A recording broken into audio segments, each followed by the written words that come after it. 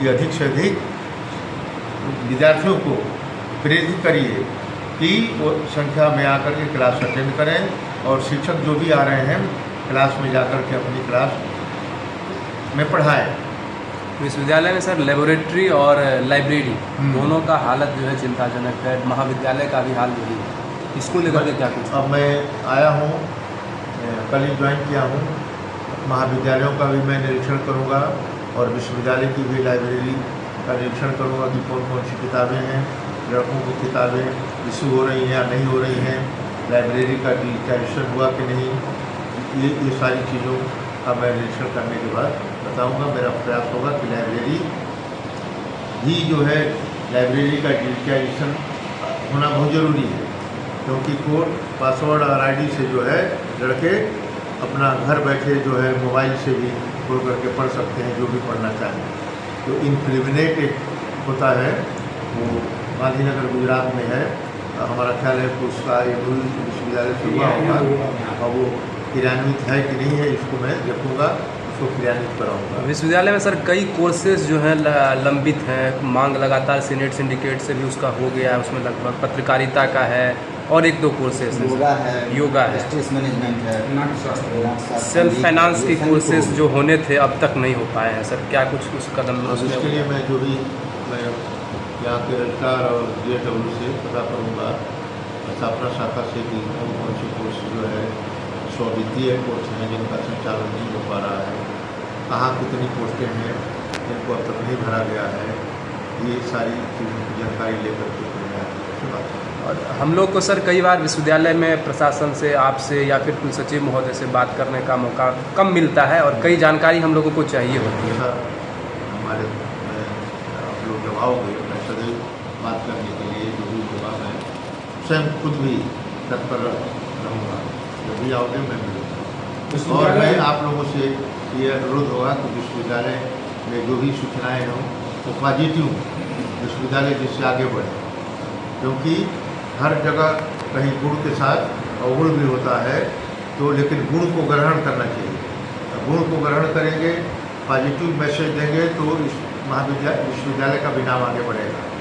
ठीक है, तो जो भी कमियां होती हैं धीरे धीरे मैं प्रयास करूंगा कि उन कमियों को दूर करूं ताकि विश्वविद्यालय आगे बढ़े। विश्वविद्यालय को सर NAAC से मान्यता के लिए भी काम चल रहा है। NAAC से मान्यता के लिए भी हमको पता चला कि 92 का विश्वविद्यालय है और NAAC की मान्यता नहीं मिली है, तो IQAC के जो भी कोऑर्डिनेटर हैं मैं बुलाऊँगा और इसके लिए विशेषार वगैरह होना होता है।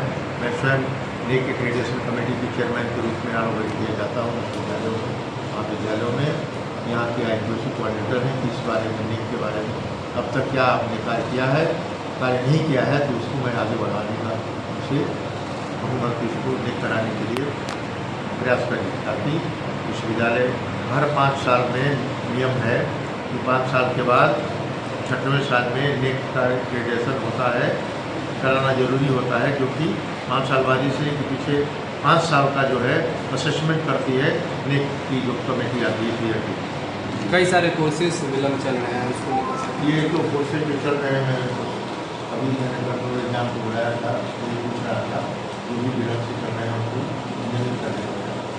विश्वविद्यालय में करीब 4-5 महिला छात्रावास एक भी चालू है। और मैं देखूँगा छात्रावासों को घूम कर देखूँगा कि उसमें क्या रहने वाले छात्र छात्राएँ वो रहना चाहते हैं कि नहीं आना चाहते हैं, किन कारणों से वो बंद है, मैं बताऊँगा।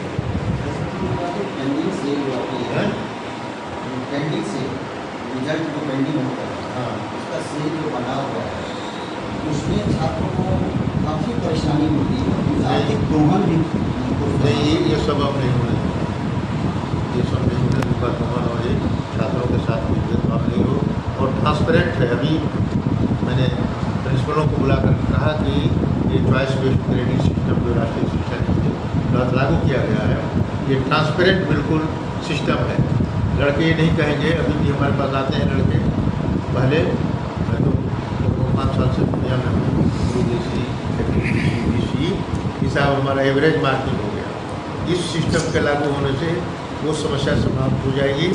लड़के को जब चाहे अपनी कापी देखने का अधिकार देख सकता है। ट्रांसपेरेंट तरीके से जो है ग्रेजुएशन सिस्टम, इस चॉइस बेस्ड सिस्टम जो है राष्ट्रीय शिक्षा नीति के तहत लागू किया गया है, ट्रांसपेरेंट है। राष्ट्रीय शिक्षा नीति को लागू कर दी है, हाँ। लेकिन आपके यहाँ सब लगभग 450 शिक्षक के पद रिक्त हैं। हैं? 450 शिक्षक के पद खाली हैं, 450 से ज़्यादा ही हो, नहीं, 444। हाँ, वो खाली हैं, वो राज्य सरकार द्वारा भरे जा रहे थे, लेकिन वो क्योंकि मामला कोर्ट में चला गया इसलिए रुका हुआ है। लेकिन जो पद खाली हैं, विश्वविद्यालय जो भी पद रिक्त हैं उनके अगर अतिथि शिक्षक नियुक्ति करने का प्रयास करेगा। अतिथि शिक्षक जितने पद खाली हैं उनको इकट्ठा करके उनका रोस्टर बनाया जाएगा, रोस्टर यहाँ के कमिश्नर से डिफाइन करा करके पद विद्यालय कराया जाएगा, फिर उस पर नियुक्ति होगी।